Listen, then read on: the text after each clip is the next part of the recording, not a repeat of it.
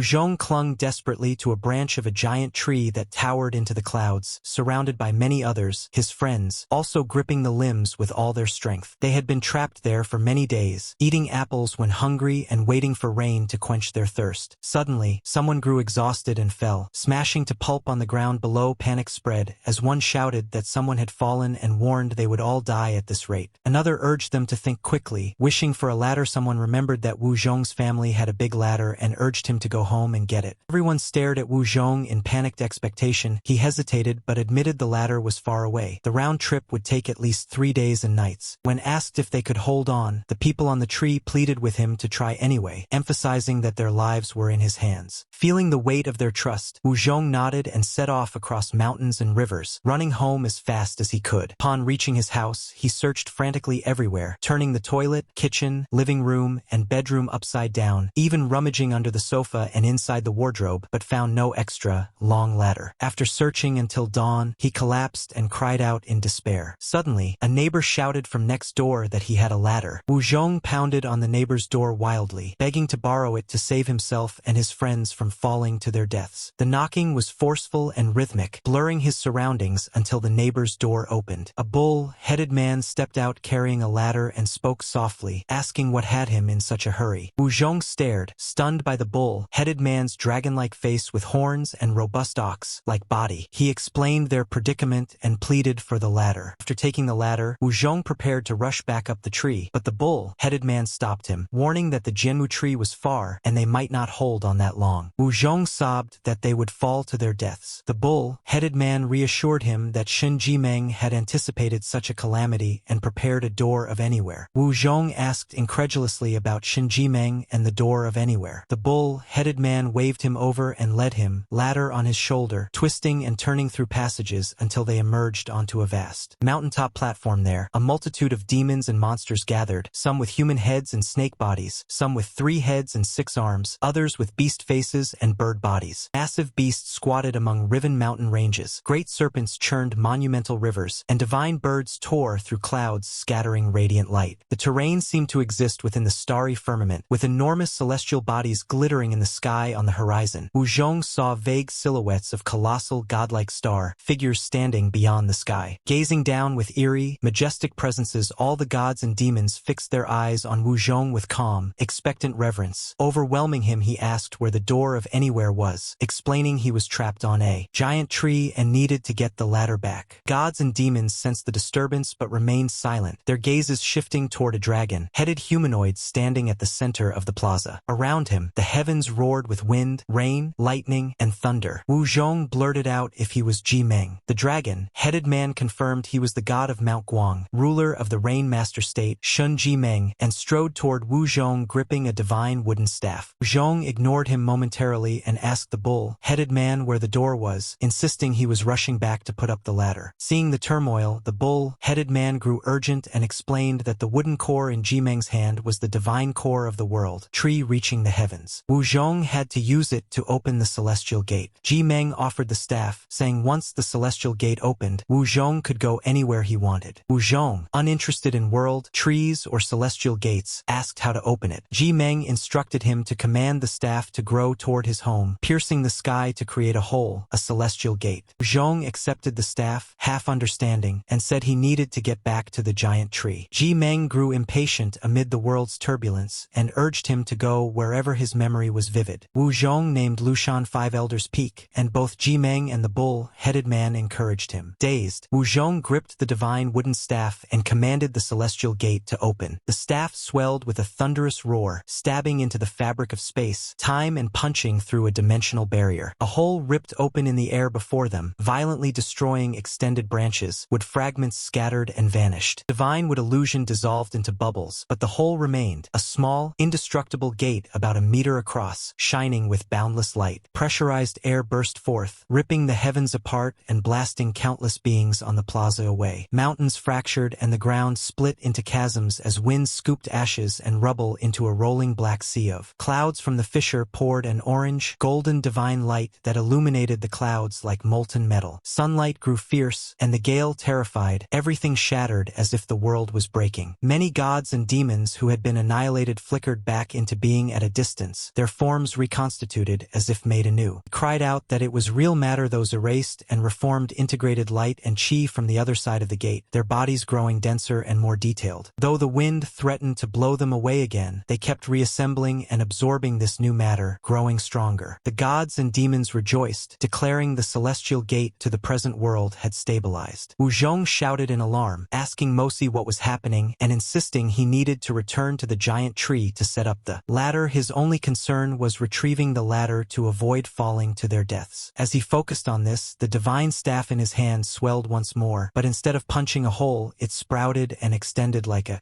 bridge, swiftly carrying him toward the distant towering tree. The journey felt instantaneous. He found himself hoisting the ladder and gripping the rapidly growing branch as the scenery rushed past. When he regained full awareness, Wu Zhong was back at the primordial tree. The divine staff had indeed brought him directly there. He called out to his companions, announcing that he had brought the ladder and that they were saved. 9 figures wearing bronze divine masks hung from the tree, their voices trembling with horror as they questioned what Wu Zhong had done. They warned that the dream and material worlds were connected and that someone was attempting to strike reality. The 9 clung to the tree, their urgent voices signaling an imminent catastrophe. Wu Zhong carefully propped the ladder and began to climb down, stunned by their words. A profound cognitive dissonance overwhelmed him. Dream? Reality? He realized he could not recall how he had arrived there, why he had been trapped in the tree, or why he needed to return home to retrieve a ladder. Situation made no logical sense until he understood that he had been dreaming. This recognition blurred his perception. Half of his vision showed the bizarre mountainous, starry tree world, while the other half revealed his home's curtain with sunlight filtering through amid the blur. The bronze, masked figures continued to howl, urging him to close the gate and not to go. Suddenly, a steady, strong knocking sounded at the door, accompanied by a voice calling for him to wake. A sensation of weightlessness struck as Wu Zhong failed to brace the ladder, causing both himself and the ladder to flip and fall from the great tree. He jolted awake with a violent, sobering rush, falling out of bed and slamming his face into the floor. Dazed and clutching his head, he staggered up, dominated by a single thought: sleep, sleep, sleep. Getting up felt like death. The knocking persisted. Someone called again, asking if he was awake. Wu Zhong hurried to open the door and found Xiao Zhang, the wake-up worker he had booked for 7 o'clock, standing outside. Xiao Zhang explained he had arrived early and reprimanded Wu Zhong for sleeping so hard despite over a minute of knocking, warning that extra fees would apply. Wu Zhong apologized, explaining he had worked overtime the previous night and only slept 3 hours, feeling as if he were dying. Xiao Zhang, feigning magnanimity but maintaining a stern expression, waived the extra fee, reminding Wu Zhong of the difficulties wake-up workers faced and the morning anger they often endured from customers. Xiao Zhang noted that Wu Zhong had done this job himself and suggested that if he did not want to spend money, he should not order a real person wake-up service. He advised that a phone call would suffice and urged Wu Zhong to hurry, warning that another 2 minutes of delay would double the fee. Wu Zhong scratched his messy hair, sighed, and admitted he had an urgent matter that day and feared a phone call alone would not wake him. Reluctantly, he transferred 20 units for the service. Xiao Zhang dashed into the stairwell to wake other clients but paused to wish Wu Zhong a happy birthday. The words jolted Wu Zhong awake. He realized with wide eyes that it was August 17th, his birthday. He muttered thanks, watched Xiao Zhang disappear, scratched his head, and closed the door. He reflected that he had been muddling through life and had forgotten his birthday. Heading to the bathroom, he splashed water on his face and, unusually, shaved a bit and combed his hair instead of his usual quick routine. Wu Zhong worked primarily as an auto mechanic, often pulling overtime repairing cars, and moonlighted as a wake-up worker, resulting in a chaotic schedule. The previous night's late work and his grandfather's hospital checkup that morning required him to wake early. He needed to finish the errand before heading to work, aware that people rarely wake up without external stimulus. Wu Zhong had paid for a real person wake-up service to ensure he would rise before the doctor's appointment. Such services charged escalating fees the longer one delayed, which pressured him to get up promptly. He hurriedly completed washing, dressing, and a last-minute bathroom trip in 5 minutes, grabbed a trash bag, and left for another monotonous day. Birthday or not, at 21 he had graduated college and moved to the city to work, neglecting birthdays for 3 years. He planned to treat himself to spicy hot pot that night. Wu Zhong lived in Huashu Nation, Gan Province, Xuanyang City, Yihiyuan Residential Complex, a cheap public housing block. Building had 1 elevator serving 3 apartments per floor, and Wu Zhong's 20th floor apartment meant he always waited long for the elevator each morning, sometimes making him late. The elevator finally arrived with a ding-dong. Wu Zhong scratched his mid-length hair wearily and stepped inside. A neat shirt man, a neighbor neighbor who lived upstairs and was usually there at this time, stood inside. Wu Zhong only knew the man's surname was Li. They exchanged glances and perfunctory nods. Wu Zhong leaned against the elevator corner, bored, and pulled out his phone to pretend to be busy, scrolling aimlessly and checking the time. Neat shirt man jabbed the elevator close button repeatedly, growing frustrated as the doors refused to close. The elevator would not descend while the doors remained open. The man, sweating, muttered about the possibility of having to walk down 20 floors. Wu Zhong stepped forward and pressed the button himself. The doors finally shut. Wu Zhong commented on the sluggishness of the elevator and stepped back to the corner. Brother Li shook his head, complaining about the elevator's degradation and poor maintenance by property management. Wu Zhong made idle noises in agreement. At the 18th floor, the elevator stopped and some residents tried to enter, but the doors would not open. People inside and outside the elevator stood frozen on either side of the doors. Brother Li pressed the open button furiously, cursing the old elevator and fearing it would cause an accident. Wu Zhong frowned, sensing ominous signs. The sluggish doors terrified him. He needed to reach the hospital quickly. Anxiety mounted as he began jabbing the open button himself. The silver doors slowly parted, allowing a middle-aged couple to step inside. Woman immediately complained about those inside holding the door so others couldn't enter, questioning if it was their private elevator. Brother Li glared and explained they had been trying to open the doors for the newcomers and urged her not to jump to conclusions. The woman retorted that if they weren't holding the door, it would open on its own. Wu Zhong intervened, stating that the elevator doors would open automatically upon arrival and that the problem was with the doors closing. After opening, the assembled passengers saw the doors wide open and unresponsive. Brother Li snapped that the elevator's sluggish reaction was to blame, not them. The woman pressed the close button, but the doors did not respond. Her husband even tried prying at the frame as if that would trigger the sensors. Brother Li snorted, put his hands in his pockets, and stood still, saying the elevator was unresponsive. The woman said she had already pressed the open button repeatedly earlier, to which Brother Li challenged her to press it herself with more force. Wu Zhong looked down at his phone and waited silently, assuming the doors would close eventually. 2 minutes passed with no sign of the doors closing. The middle-aged man panicked, grabbed his wife, and urged her to stop pressing the button, declaring the elevator a problem and suggesting they take the stairs. Woman frowned, reminding him of the 18th floor. The man hurriedly pulled her out of the elevator as if afraid she might get caught by the doorframe. Brother Li frowned and declared the elevator broken. Seeing no reaction from Wu Zhong, he followed the couple out. The three took the stairs, leaving Wu Zhong alone, exhausted and unwilling to climb. Wu Zhong casually tapped the close button twice and decided to wait. To his surprise, the doors shut and the elevator resumed its descent. He blinked in surprise, raised his hand, and examined it with secret amusement. The elevator stopped at the 16th floor, but the doors did not open automatically. Wu Zhong pressed the button, and the doors opened immediately. An elderly woman entered and asked why the elevator had stopped so long on the 18th floor. Wu Zhong explained the elevator was faulty and slow to react, but sometimes it worked. Woman said nothing further. They continued descending, stopping intermittently at several floors. This time, Wu Zhong positioned himself near the control panel and actively pressed the buttons each time. With the doors opening smoothly, he tried delaying his presses, but the doors never opened on their own and required his touch. Wu Zhong felt something was off but could not pinpoint it. Because the elevator had been stuck earlier, many people waited downstairs and gradually crowded inside. By the 5th floor, 2 broad-shouldered men in undershirts pushed past and crowded ahead of Wu Zhong, who stepped back and relinquished the buttons. A bad premonition pricked him. At the 2nd floor, the elevator stopped again, apparently because someone outside had pressed the call button and the doors would not open, causing the elevator to hover. The large men grew irritable and banged on the open button, which clanged loudly. Passengers complained about the lousy elevator and shouted to press the emergency bell. The elevator was sweltering due to poor ventilation, packed with people and mixed smells, making the air suffocating. Everyone grew edgy. Wu Zhong remained calm. He wondered if the doors would open if he pressed the button, but remained blocked by the large men and noisy voices. Big men soon contacted security through the alarm. Property management promised to send someone. The passengers waited. Some took out phones to film, including Wu Zhong. As time dragged on, the mood turned oppressive. Despite living in the same building, none really knew each other. A construction worker took out cigarettes, but a man in a suit shot him a glare, causing the worker to tuck them away awkwardly. The atmosphere grew heavier and everyone shifted uncomfortably. Wu Zhong took advantage of the chaos and slowly reached for the buttons. Stout middle-aged woman yelled and elbowed toward Wu Zhong, as if to push him away. Her shove made Wu Zhong retract his hand in alarm. She had aimed at the big men to stop their movement. Once she spoke up, Wu Zhong dared not move again. Seconds ticked by. They had been trapped more than 5 minutes. Inside the confined space, it felt interminable. Someone swore about the slow property management. A big man grabbed the doors and tried to pry them open. Someone cautioned to let the professionals handle it. The big man,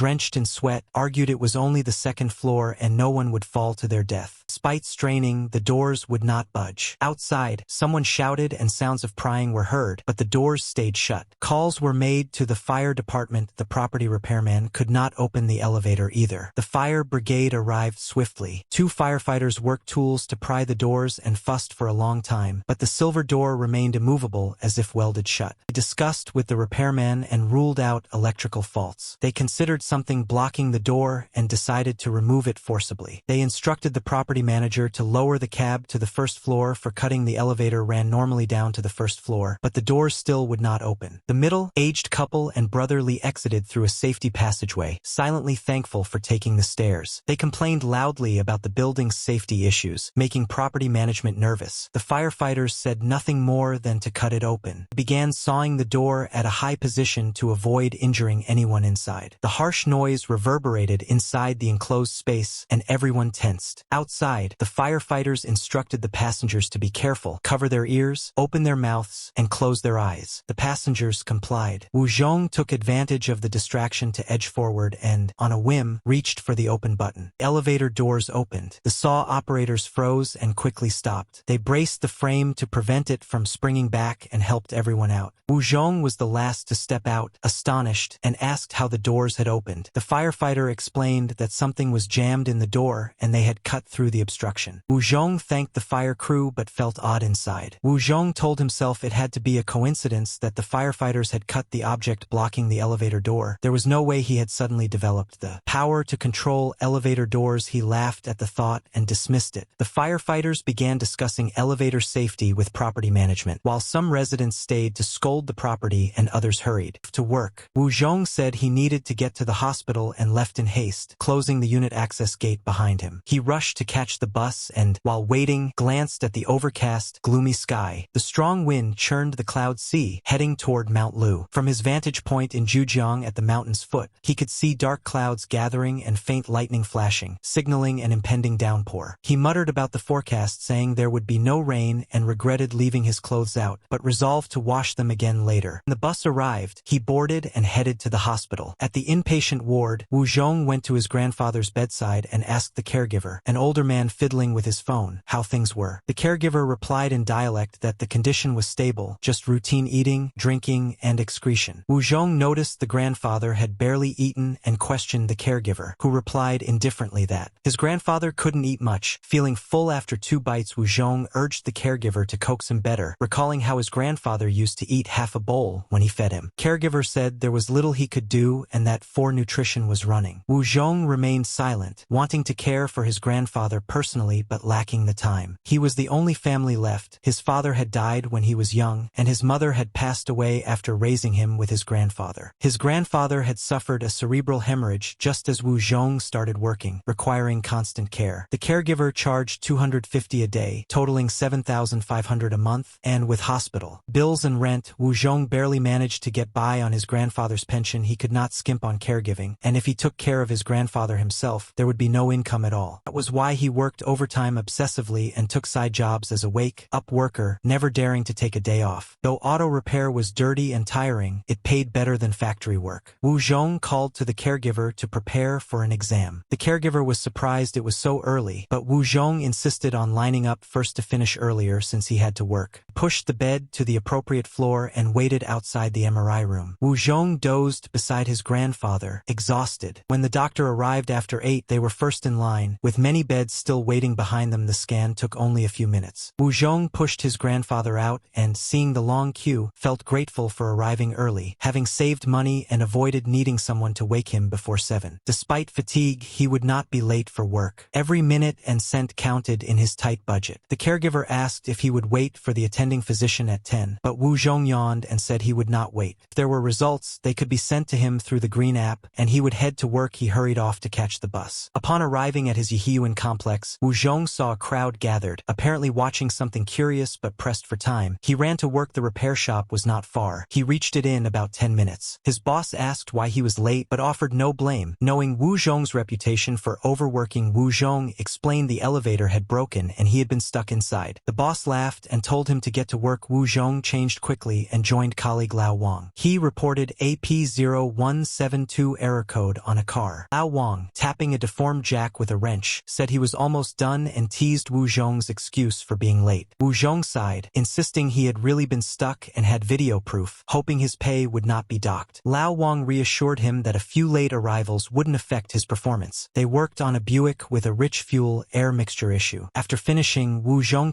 drove the car and found everything fine. He called the owner with nothing else to do. Wu Zhong and Lao Wang smoked and soaked up the sun. Wu Zhong had developed a smoking habit from stress but never bought cigarettes, instead borrowing from colleagues. The boss or customers. Soon the owner arrived, a middle-aged man in a gray suit eager to drive away. Wu Zhong handed him the keys, but when the man tried to open the door, it wouldn't budge. The man repeatedly pressed the key fob and shouted, accusing them of breaking the door. The boss frowned and approached, while Lao Wang looked puzzled. Wu Zhong felt a chill and a strange familiarity. Another door malfunction? He recalled the elevator incident and wondered if it was a curse. Boss demanded an explanation from Lao Wang, who said he only changed the filter and that Wu Zhong had driven the car and said it was fine. The boss stared coldly at Wu Zhong, who confirmed the car was fine when he took it out. The man in the suit filmed the door with his phone, accusing them of deliberately messing with his door to make him pay for repairs. The boss panicked, denying it, and tried to calm the owner, urging him to wait inside. As soon as Wu Zhong touched the door and pulled, it opened smoothly. Lao Wang was stunned, asking if it was fine now. Wu Zhong did not relax. If anything, he grew tenser. Wu Zhong had seen the owner struggle to open the door for a long time, yet as soon as he touched it, the door opened smoothly. This mirrored the elevator incident exactly. There was clearly something supernatural going on. Wu Zhong suggested to old Wang that the owner might be trying to pick a fight, and calmly demonstrated the door by opening and closing it repeatedly. It worked perfectly. He glanced at his reflection in the rearview mirror and checked the back of his neck, unsettled by the eerie phenomenon. Old Wang sneered, remarking that the moment the owner pulled out his phone to film, it was clear he had come prepared. Wu Zhong asked what they should do next, and old Wang advised telling the truth and letting the boss handle the situation. Wu Zhong agreed, telling old Wang to take the car for a spin to show the owner while he went to talk to the boss. Wu Zhong briskly walked toward the boss, who was still trying to calm the owner inside the shop. Old Wang climbed into the car and casually attempted to close the door, but despite pulling and pushing with all his strength, he could not budge it. It was as if the door had been welded shut. He got out and shoved the door with full force, even leaning his body into it, but the door refused to move. Zhong and old Wang explained the situation to the boss, and the three of them approached the owner together. The man in the suit coldly stated that if the door opened now but presented problems later, he would hold them accountable. The boss patted his chest and promised to handle any issues free of charge. Old Wang looked bewildered as he stared at the sliding area of the door. Noticing old Wang's expression, the boss stepped over and whispered with him. The owner grew impatient, sat in the driver's seat, started the engine, and tried to close the door. Door refused to close, and the accelerator pedal did not respond either. The owner became furious, complaining about the accelerator being broken. Wu Zhong was shocked, unable to explain the accelerator's failure. He realized that the car could only be opened and closed normally by him. No one else could open or close the door, and no one could operate the accelerator. He suspected some supernatural force was at play. The owner angrily dismissed Wu Zhong's suggestion of supernatural causes, insisting the door was crooked and accusing them of preventing him from leaving on purpose. Pulled out his phone to record and expose them. The boss hurriedly tried to placate the owner, shifting blame to Wu Zhong and old Wang and asking for more time. Old Wang loudly protested, leading to chaos in the shop. The boss was frantic but could not admit the car was haunted, fearing the owner's video would go viral and ruin his business. He tried to minimize the problem and spoke soothingly, assuring the owner the shop was legitimate and that he would personally handle the issue. The owner remained unconvinced, accusing the shop of scams and voicing disdain for Gone Province. The shop fell silent. Boss straightened and rolled up his sleeve, revealing a tattoo on his arm. Wu Zhong and old Wang exchanged a glance, recognizing the boss as a former street tough who had once trafficked sand and lived boldly before going legitimate. The owner backed away, sensing the tension. Wu Zhong warned the the boss not to start a fight and followed his gaze as the boss reached into his back pocket and pulled out a pack of cigarettes. The boss offered one to the owner with a conciliatory smile, calling the situation a misunderstanding and urging him to calm down. The owner calmed and pointed his phone at the boss, demanding on camera whether the shop had tampered with his car. Boss denied it vehemently, insisting the shop operated with integrity. The owner asked if the boss thought he was framing them. The boss smiled and admitted it was an accident but promised to fix the problem after the boss's on-camera apology and assurances. The owner finally settled down and drank tea off to the side. Wu Zhong and Old Wang were dissatisfied but felt powerless since the boss had spoken. The boss then inspected the car alone with a grim expression. He was baffled by the welded driver's door and accelerator. He asked Wu Zhong and Old Wang if they should take the car apart and insisted they be honest about any tampering. The boss warned that if a mechanic caused damage through intentional or gross negligence, the repair shop would pay and then seek compensation from the responsible mechanic. Old Wang was stunned and protested, claiming he only changed a filter and that Wu Zhong had driven the car out and returned with the problem. Wu Zhong frowned and glared at Old Wang, challenging him about opening and closing the door without issues. Old Wang denied knowledge of Wu Zhong's whereabouts and suggested the problem might be supernatural. Wu Zhong insisted the car was fine when he drove it, but the issue appeared when the owner arrived and reoccurred when Old Wang touched it. The boss, overhearing this, stepped back in shock, staring at Old Wang. Old Wang admitted the car was strange and recommended calling a Taoist to inspect it. The boss remained silent, admitting he had never encountered such a bizarre situation before. The owner grew impatient, mocking their talk of ghosts and demanding they fix the door immediately. The boss blamed Wu Zhong and Old Wang for the problem, insisting they repair it. Wu Zhong agreed to try fixing it and urged Old Wang to make an offering to the Guanggong statue, suspecting some spiritual disturbance. Old Wang hurried to burn incense, hoping for divine intervention. Wu Zhong examined the door, then sat inside, silently hoping the issue would end. He closed the door with one hand, surprising the owner, who raised an eyebrow and asked if it was fixed. Wu Zhong started the engine and invited the owner to test the door and accelerator. The car functioned smoothly, and Wu Zhong exhaled in relief, contemplating the strange power at play. Old Wang finished burning incense and declared that the offering had resolved the problem, convinced they had encountered a ghost. Wu Zhong considered the possibility that he might have unknowingly acquired some kind of superpower. The boss, pleased, leaned over the car with a grin, calling it a simple misunderstanding. The owner, however, accused them of tampering with the vehicle and insulted them, claiming they were too cowardly to cheat him. He disparaged locals from poor areas, provoking Wu Zhong's anger. Wu Zhong confronted the owner, demanding proof and telling him to shut up, reminding him that he had fixed the car without charging. The boss forcefully pulled Wu Zhong aside, warning him to stop before causing serious trouble. Wu Zhong struggled but could not break free. The boss explained that escalating the conflict would bring trouble to the shop, which could be shut down by higher authorities. Zhong, frustrated but understanding, calmed down and sat in a chair, reflecting on the situation and his hospitalized grandfather. The boss and Old Wang argued over who was at fault for losing the job, but Wu Zhong remained silent, pondering the mysterious ability he had discovered. He realized the welded doors responded only to him, opening or closing exclusively under his touch, including the accelerator pedal. He noted he could remove the effect only by physically touching the door. Suddenly, Wu Zhong froze, recalling he had closed the elevator unit door on the first floor before leaving. Firefighters and security personnel were still inside the building. He realized he had accidentally welded the elevator door shut, explaining the crowds gathered outside. He immediately planned to return and check. The boss stopped him, warning against impulsive actions during work and suggesting he play games on his phone to forget grudges. Wu Zhong joked about being possessed and asked if he could take the day off. The boss glared at Wu Zhong, warning him not to spout nonsense in broad daylight. Despite this, Wu Zhong insisted on going back, claiming exhaustion and asking for half a day off. The boss did not stop him, relieved that Wu Zhong, the model worker and mainstay of the shop, finally requested leave after working overtime daily to fix customers' cars. Promptly, Wu Zhong ran out of the shop and dashed to Yihiyuan, arriving at the outside of his unit to find a crowd gathered, with residents whispering among themselves. Firefighters were removing the entire entrance gate and loading it onto a truck. Wu Zhong asked bystanders what had happened and learned that the elevator had jammed, trapping residents until firefighters rescued them. But the access gate wouldn't open. The property management had failed to open it, so firefighters chiseled the connection and removed the frame. Wu Zhong stared at the building, noting the hole where the gate had been and chiseled wall edge. When he asked why they didn't just cut the lock cylinder, a passerby explained that even after sawing the cylinder, the gate still wouldn't open. Firefighters had rammed it and ended up damaging the wall, prompting them to remove the whole frame. Wu Zhong's eyes widened as he realized his ghost weld door ability had literally welded the gate shut, making it possible to open or close regardless of the lock state. Feeling the strangeness of the situation. Wu Zhong edged closer to the truck and casually tapped the iron gate with his fingertip. The gate swung open under gravity since it was angled on the truck, and the lock cylinder had been sawed off. Everyone looked over as Wu Zhong withdrew his hand and stood among the crowd, pretending curiosity. The firefighters pushed and pulled the gate, which now opened and closed freely. Murmuring in amazement, onlookers treated it as a curiosity, joking about the gate behaving normally once loaded on the truck. Wu Zhong quietly breathed easier. He left the crowd and rushed into the building, finding the elevator doors still wide open. He hurried upstairs to deactivate the effect, but property staff blocked the area with plastic barriers, warning him not to get near the broken elevator. Wu Zhong moved to the other elevator, pressed the up button, and silently willed deactivation, which worked just as he was about to step in. The supposedly broken elevator on the other side closed by itself. Both elevators used the same control system, confirming his suspicion that door control buttons could be deactivated by touching the control. Zhong feigned surprise and asked if the elevator was fixed, but the property staff calmly warned him the elevator was sluggish and dangerous, advising him to take the other one. Wu Zhong hummed and took the other elevator home, already certain he had inexplicably obtained a weld door power. Although the power seemed useless, it was at least a superpower worth studying. 10 minutes later, Wu Zhong assessed the ability and found it even more useless than he thought. He could not sense any energy or power. Everything seemed normal when he used any door himself. Only after he used it did the door become abnormal, preventing others from opening or closing it unless he actively activated the effect. He wondered how this power could help him make money, as he was broke, but could not figure out a way. One advantage was the broad definition of door. Since he had welded the gas pedal before, he considered electric switches as well. He flipped his own breaker, and everything worked normally for him. Deciding to test this, Wu Zhong went downstairs and flipped the entire building's main breaker, then waited nearby for the property staff to handle it. The complex was old, and breakers tripped frequently, so no one would suspect deliberate interference. After a while, property staff came to check the breaker, groaning about another malfunction. Zhong observed as staff fiddled unsuccessfully with the breaker, then rushed to find an electrician. The electrician was baffled and could not understand why the breaker was jammed and wouldn't reset. Wu Zhong concluded that an electric gate or any control switch or circuit gate counted as a door. He considered making any door acknowledge a master so others could not use it, but struggled to see how to leverage this. Becoming an electrician to sabotage breakers and then fix them for money seemed unprofitable and risky. Too many unexplained faults would be hard to justify. Wu Zhong still felt uneasy about the unit door incident, but was relieved the firefighters were busy and unlikely to investigate the ruined gate. Seeing the property staff sweating, he felt a bit guilty and checked his phone, noting the owner's group chat was already criticizing property management. The day had been filled with elevator accidents, broken unit doors, and power outages. The property was in chaos. Wu Zhong offered to try fixing the breaker, but property staff told him to stay away. The electrician warned not to meddle with the old breakers and recommended replacement. Handyman began reconnecting wires and replacing the switch. Within minutes, the building's power was restored. Wu Zhong stood dazed as the electrician set aside the replaced breaker. Wu Zhong quickly touched it, deactivating the lock, then asked casually if it was fixed. The electrician shrugged, calling it a small problem. Wu Zhong scratched his head, realizing that although his welded door ability was a strange supernatural power, doors could simply be replaced. Firefighters had replaced the unit gate. The electrician had replaced the breaker. His power did not lock the circuit itself. Electricity still flowed, and repairs could fix any issue. His plan to profit by breaking doors then fixing them was dead. It was too risky and not lucrative, not worth further thought. Wu Zhong trudged back home, looked around, took out his phone, and scrolled aimlessly. He acknowledged the good news. He had a superpower. The bad news, he still had to go to work. He thought long and hard, realizing the power could not defeat enemies, boost combat ability, grant flight or teleportation, produce wealth, or enhance social charm. He swore the power was useless as a gimmick. Wu Zhong wondered if a novel protagonist who awakened such a golden finger would immediately fail. He lay there for a while, growing more dissatisfied. Then he forced himself to calm down and think thoroughly, convinced the power must be useful somehow. He pondered the concept of doors, house doors, car doors, gas pedals, breakers, and then departments like Taoist sects, Buddhist sects, Confucian schools, the Southern Gate. He even considered the scandal gate notion, yet the problem remained. Even if those were doors, how could he open or close them? Only doors he personally used would acknowledge him and lock for others. Closing a Buddhist gate, a Taoist gate, or the Southern Gate was impossible. These ethereal things were out of reach and untestable. He muttered that maybe he should apply to the government and try to get a steady job since he had a superpower. He lay back down and glanced outside, noting the worsening weather with dark clouds gathering and lightning flashing. Since morning, the weather had turned bad, so he had hurriedly brought in his clothes. Wu Zhong fried a quick egg, fried rice, and scrolled through short videos. Local clips showed abnormal storm weather around 5 Elders Peak on Mount Lu, featuring light spheres and mysterious creatures on the summit. Tourists had filmed the scene, where normally foggy and mesmerizing Mount Lu transformed into a boiling atmosphere with warped clouds and light. On the viewing platform, a massive vortex opened, violently surging air. The wind accelerated to a sonic boom, roaring toward the center, compressing and exploding. Tourists caught unawares were swept up. Only the filmer, halfway up the mountain, clung tightly to the railing to avoid being blown away. In the restricted area of 5 Elders Peak, everything ascended. Resembling a doomsday blockbuster, Wu Zhong swallowed another bite of rice as he watched the mingled clouds, light, and wind. At the climax, a boom and air rebound revealed a fierce, magnificent dragon head bursting out of the light. The dragon had huge horns, a majestic mane, and gleaming scales, but appeared distorted, its light and shadow wavering like a mirage. He scoffed, calling it an AI at first glance, then ate 2 more mouthfuls. Watching more clips, he saw local fire services arriving. Tourists halfway up the slope clung to railings carved straight from rock. Awaiting rescue, more monsters emerged from the storm eye, ignoring tourists and darting about in the clouds as if summoning wind and rain or feeding materials into the vortex. One creature resembled a deity. Others had bird heads with human bodies. Some had cow horns and wings. Feathered beings were most common, with plumage protruding from their heads and wings growing from their ribs. Brightly colored, these images were hazy, bodies like flowing air, mirage, like when a local rescue helicopter arrived. Its rotor wash shredded those seeming bodies, but the chopper was soon sucked into the cyclone, slammed into the vortex, and exploded. The fire vanished into the storm. The grim scene, paired with stirring music, made the videos feel like a commercial blockbuster despite some blurriness. Wu Zhong remarked on the poor special effects after all these years and finished his meal calmly. He noticed the clip was posted by Mount Lu's official cultural and tourism account, which explained the quality. Checking the comments, he saw people roasting the footage with jokes about demon, refining pots lost to the mortal realm, mythic monsters, ancient aberrations, spiritual energy revival, and references to the classic of mountains and seas. Some joked about cooking the horned creature with star anise and chili, while others debated the authenticity and the meaning of the spiritual revival. Comments mentioned evil cultivators, the 749 Bureau's inability to contain the threat, and the end times method of sealing demons. Wu Zhong laughed at the comments and casually replied that with his natural cow and horse bones, an immortal cultivation manual would be useless and he preferred to make money. He swiped the video away and soon saw a hurricane weather warning advising tourists that Mount Lu scenic area was temporarily closed due to prolonged gale and heavy rain. Wu Zhong snorted, recalling northern Gan province's notorious freaky weather. He remembered last year's thousands of lightning strikes in Hongdu, severe convective winds 2 years ago that tore building walls and sucked residents into the sky, and Poyang Lake partially drying into grasslands and desert 3 years ago. As a local, Wu Zhong was used to these events and was unfazed. His 3 thoughts were simple: make money, make money, make money. After eating, washing dishes, and putting away clothes, Wu Zhong sat thinking hard. Surprisingly, he came up with an idea. He realized that while real-world weld door was lame, virtual doors might be different. Staring at his phone, his eyes lit up as he considered whether his door welding ability could work on the internet network port. Backdoors, program backdoors, and similar things. Though he knew nothing about that area, he decided to open a game to test it. In a hack and slash game, he controlled his character to shut a door, and the enemy could not open it. Even after blasting the doorboard to pieces, the fragments stuck like a bug, full of cracks. The enemy had no choice but to break in through a window and kill him. Wu Zhong paid it little mind and tested several more games, finding that wherever there was a door, he could trigger his ability. Those doors were welded shut. No matter how other players interacted, they could not open them. Even in a game allowing teleportation gates, the portals Wu Zhong created could not disappear. Normally, portals lasted only a few seconds, but his portals got stuck and remained. The game's setting made previous portals vanish when new ones opened, but under Wu Zhong's operation, this did not happen. After the skill's cooldown expired, he could open a 3rd, 4th, and 5th portal, none of which vanished. He kept creating portals non-stop until the whole game crashed. Though it was only a game and didn't prove everything, Wu Zhong confirmed that virtual doors were still doors. His power, though seemingly useless,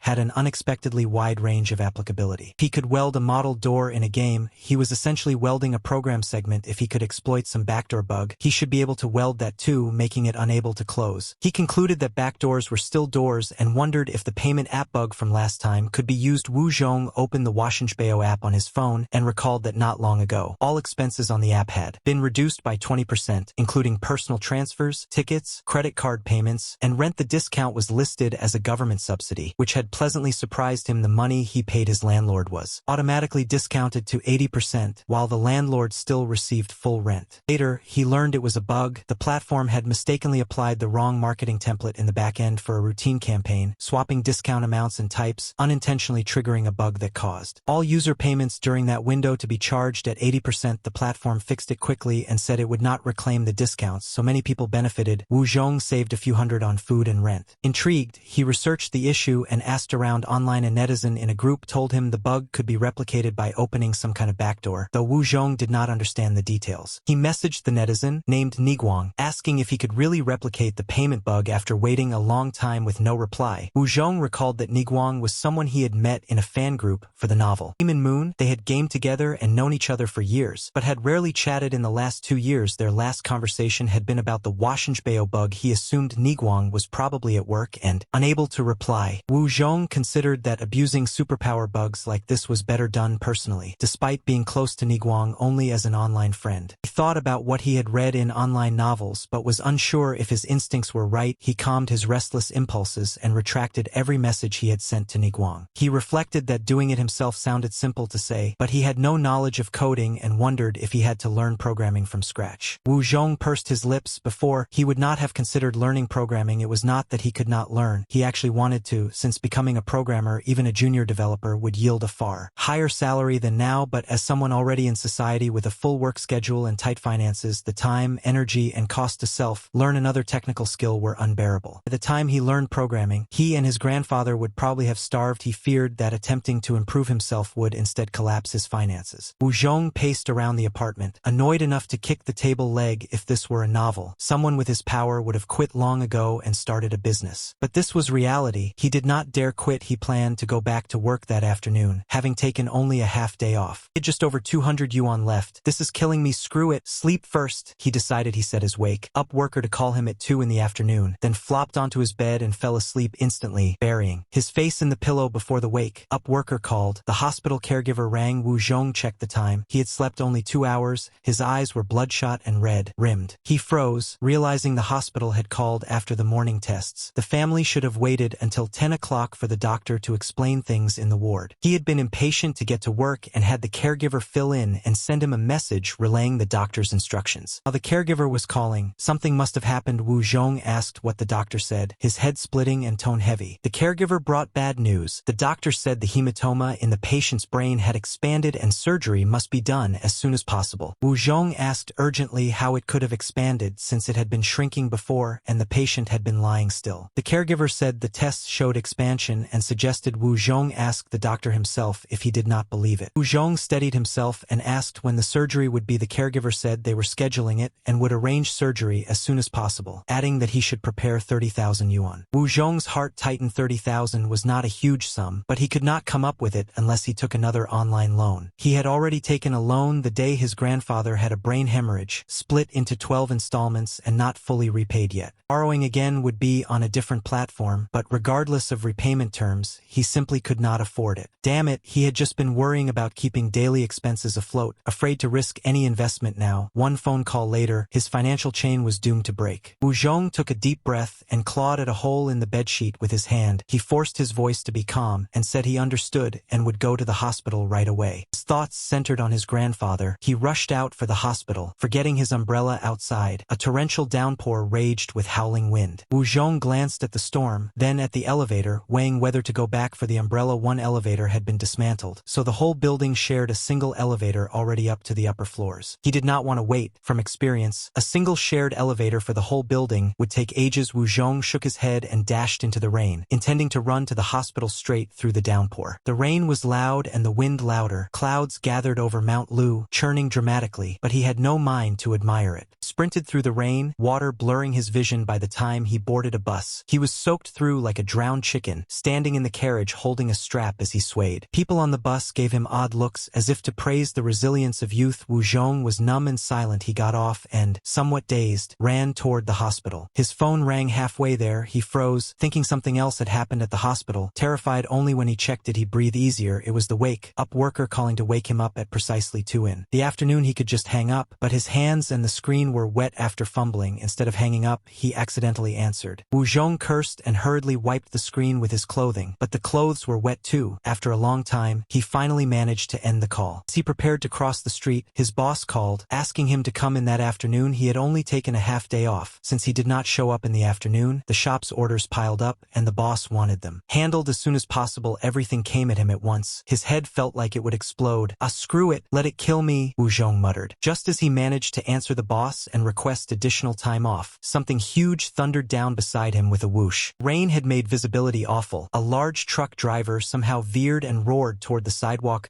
There was no warning horn. When Wu Zhong turned his head, the speeding truck had already cleaved through the curtain of rain, nearly upon him. Exhausted and overwhelmed, his mind went blank, registering only the giant word danger. He froze mid-run, clutching his phone, unable to react in time as the truck bore down on him. At that critical moment, a large hand grabbed the collar at the back of his neck and yanked him hard. Wu Zhong felt his body lighten and shoot backward into the air just as the truck roared past in front of him. The tin screeched past his nose, and his hair stood on end before he realized he had dodged it. He staggered, found his footing, and turned to see a man in black leather gloves who had passed behind him and pulled him to safety. The truck barreled into a roadside tree with a thunderous crash, the front crumpling and shattering. The driver was killed instantly, mangled beyond recognition. Some bystanders tried to help but recoiled at the horrific sight and hurriedly called emergency services. The hospital across the road responded quickly, and professionals arrived to handle the scene. Rain washed the ground, mixing with blood, while Wu Zhong stood stunned amid the shocked, noisy crowd, grateful and shaken. Wu Zhong hurried to the man who had saved him and repeatedly thanked him for pulling him out of harm's way. The man wore a plain black jacket, leather gloves, and held a black umbrella, standing unmoved in the rain and wind. He glanced at the wreckage with indifference and ignored Wu Zhong's thanks, then turned to leave. Wu Zhong followed, asking for the man's name and contact information, wanting to thank him properly. The man, annoyed by the persistence, snapped at Wu Zhong to get lost and not follow him. Wu Zhong froze, surprised by the rejection, and stopped following. He watched the man walk away, then carefully crossed the street and headed to his grandfather's ward. After that close call with death, Wu Zhong's nerves calmed, and he reminded himself that with superpowers, no obstacle was too big. He found the doctor to confirm his grandfather's worsening condition. The hematoma was pressing on and damaging brain tissue, and the doctor insisted on surgery as soon as possible. Wu Zhong agreed to the operation the next day, bowed his head, and prepared to pay the fees by opening a loan app. Back at the ward, Wu Zhong noticed his grandfather had woken and hurried to hold his hand, asking if he wanted water. His grandfather's eyes widened as if trying to recognize him, but shook his head and said he wanted clothes. Wu Zhong was startled and fetched some clothing, but his grandfather refused each set, insisting instead that he wanted to eat clothes. Baffled, Wu Zhong asked the caregiver, who shrugged and said she didn't understand the grandfather's confused speech. Wu Zhong held up a piece of clothing, asking if that was what his grandfather wanted to eat. His grandfather nodded emphatically, but could not explain further. The caregiver advised Wu Zhong not to engage further, saying his speech was confused. Wu Zhong tucked the blanket neatly around his grandfather and left the ward, troubled and thinking about money. Just as he opened the loan app, a message from Niguang popped up, offering to replicate a bug Wu Zhong had inquired about earlier. Wu Zhong hurriedly replied that he had retracted the message and asked how Niguang had seen it. Niguang responded that he could still see retracted messages. On the call, Niguang warned him that what he wanted to do was illegal. Wu Zhong pursed his lips, realizing he hadn't meant to involve Niguang, having retracted the message to avoid dragging him in. He hadn't expected Niguang to see it anyway, and admitted he knew nothing about the technical details and lacked time to learn. After a moment of thought, Wu Zhong forced himself to admit he knew the situation. He asked Niguang if he could create a program to trigger the bug, explaining he just wanted to experiment with it. Niguang was silent briefly. The background noise indicated he was in an office, but quieted as he moved to a secluded spot. He warned Wu Zhong that playing with the bug was reckless and asked if he thought Niguang didn't understand his motives. Niguang recounted how a friend had maliciously exploited the bug before, stealing 380,000 yuan, which led to a prison sentence of 2 years and 10 months. The friend was still incarcerated, sewing clothes. Wu Zhong glanced around the hospital's payment counter and waiting area before finding a quiet place to sit, gripping his phone with determined eyes. He acknowledged that if this were earlier, Niguang's warning might have stopped him, but his financial situation was dire. 30,000 yuan could ruin him. He resolved that even prison was acceptable if it meant securing surgery for his grandfather and prepaying a caregiver. Serving time might even be easier than his current struggles. Wu Zhong pressed Niguang, asking if he had the program since his friend had used it, requesting it and instructions on how to use it. He added that Niguang could delete him afterward and promised he wouldn't implicate him if caught. Niguang laughed, hint, questioning his seriousness, and explained that even if Wu Zhong didn't fear being caught, the plan wouldn't work as he imagined. He clarified that the platform had only superficially patched the backdoor but would immediately detect and shut down any malicious exploitation. Security experts were vigilant. There was no time to profit before discovery. Wu Zhong glared. Unmoved, he had made up his mind. Especially after nearly being run over, survival was paramount. He asked Niguang not to dissuade him and requested a loan. Niguang cleared his throat and advised that while the bug was usable, long-term planning was essential. He said his friend's program was crude, relying on brute force that led to immediate detection. Wu Zhong's eyes brightened as he asked if Niguang could make it stealthy. Niguang replied that was impossible. Discovery was inevitable. His friend's brute force approach netted 380,000 yuan quickly, but smaller payments could be hidden for longer. Wu Zhong scoffed, questioning the value of small sums. Niguang agreed but emphasized the trade-off between quick, large gains and prolonged, smaller ones. Wu Zhong considered that since discovery was certain, he should aim for enough money at once to stabilize his family. Then he hesitated, recalling his superpowers. He wondered what use his powers were if he exploited the bug like his friend and faced the same fate. He asked Niguang if the backdoor could be patched or closed. Niguang laughed, dismissing the idea that it couldn't be fixed, claiming he could handle it if he worked there. Zhong pressed further, asking if someone could bypass the backdoor to fix the bug. Niguang said no, explaining that the bug persisted after a major incident because it couldn't be bypassed. Wu Zhong's palms sweated as he held his phone. If the backdoor couldn't be bypassed, then once opened, it couldn't be closed. The bug was unfixable without shutting down the back end or rewriting the app. This meant he had time to exploit it, with the main risk being exposure. He asked Niguang if at least the benefits could be untraceable to his account. Niguang reiterated it was impossible. Discovery was only a matter of time, and the bug was easy to fix. Wu Zhong avoided revealing he could lock the backdoor, instead urging Niguang not to consider whether the bug would be fixed, insisting he only needed enough money and to avoid being caught. Niguang laughed knowingly, saying the back end automatically patched the bug once triggered, and that without special measures, Wu Zhong wouldn't complete a single transaction. Wu Zhong fell silent, searching for words. Niguang guessed Wu Zhong only cared about not being caught regardless of profit and suggested making the bug's benefits apply to the entire user base rather than just Wu Zhong. This would recreate the previous scenario where all users profited during the bug window and the platform absorbed the losses. Niguang said this had precedent and could be done, but warned the platform wouldn't repeat the mistake. If the bug triggered again, it would be fixed instantly, and he couldn't prevent that. Wu Zhong found this acceptable if everyone profited. Many users who missed the previous opportunity would eagerly participate. He planned to let it happen again and use his superpower to weld the backdoor shut afterward, having already solved the hardest part with his ability. He agreed to proceed with Niguang's plan after a long silence. Niguang suddenly asked if Wu Zhong truly didn't care about the money and was instead claiming he could make the bug hard to repair. Wu Zhong was stunned that Niguang had guessed correctly. He realized his intentions were obvious and that Niguang would suspect him if the bug remained exploitable for a long time. Wu Zhong chose his words carefully, vaguely admitting he had a method, but it was complex and dangerous, involving unimaginable elements. He warned that if anything went wrong, he could protect himself but not Niguang, and he didn't want to drag him down. He dismissed sensationalist ideas about how superpowered people were treated, believing authorities would handle the matter pragmatically. Niguang teased him for playing mysterious, mocking the dramatic warnings. He asked if Wu Zhong was a superpowered person. Wu Zhong took a deep breath and confessed that he did have superpowers and could weld the bug shut. Niguang laughed bluntly, mocking Wu Zhong for taking his joke about welding the bug shut seriously. He asked Wu Zhong directly if he had someone inside Sesame Door Group. Wu Zhong fell silent for a moment before finally admitting that the answer involved superpowers, something deeply involved, beyond imagination, and extremely dangerous. Niguang responded knowingly, explaining that in their line of work, the best way to keep a bug unfixable was to have an insider. He described the concept of social engineering, suggesting that insiders might not trigger the bug themselves but instead rely on an unrelated outsider to activate it, thereby severing ties and reducing exposure risk. Wu Zhong was speechless but acknowledged that Niguang's explanation made sense, given his background as a programmer who valued psychological manipulation and networking as much as technical skill. Niguang had only mentioned superpowers earlier to stir the pot. Now, having laid out his theory, Wu Zhong repeated that the answer was superpowers without elaborating further. Niguang speculated that the last bug incident wasn't simple, questioning how a large company like Sesame Door Group could have such a glaring backdoor. He suggested there was more beneath the surface but dismissed it as not his concern. He noted that if Wu Zhong had a channel to ensure the bug wouldn't be quickly fixed, it could be profitable. Niguang admitted he missed it and envied Wu Zhong for getting a few transactions through, implying someone must have tipped him off about the timing. He asked if it was a distant relative or someone when Wu Zhong had met, Wu Zhong offered no answer and repeated once more that the answer was superpowers. Seeing Wu Zhong's stubbornness, Niguang stopped pressing and told him to inform him of the time when he started. He mentioned that all transfers got a 20% discount, equating to a stable 20% profit per order, and declared he was going all in, turning 1 million into 1,200,000.